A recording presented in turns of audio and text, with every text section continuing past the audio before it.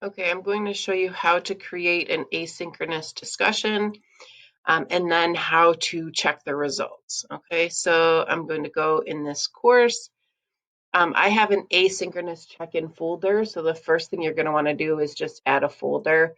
It just keeps it a little bit more organized. Okay, but I'm going to go in here for asynchronous check-in. Again, here, add a folder. I made one for old discussions just to move them in there and get them out of the way, but add discussion.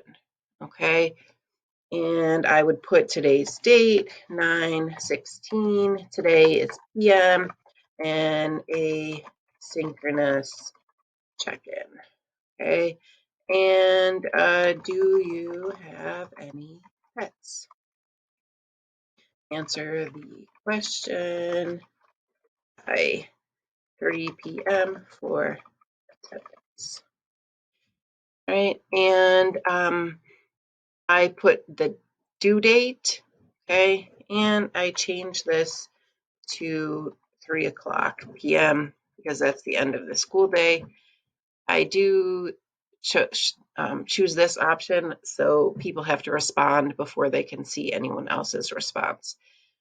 And then click create. Okay, now I'm going to unpublish this. That means it's hidden right now just because I don't want students going in and seeing it as I'm creating it.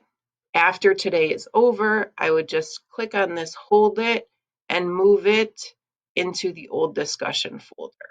Okay, so just move it in there when I'm done.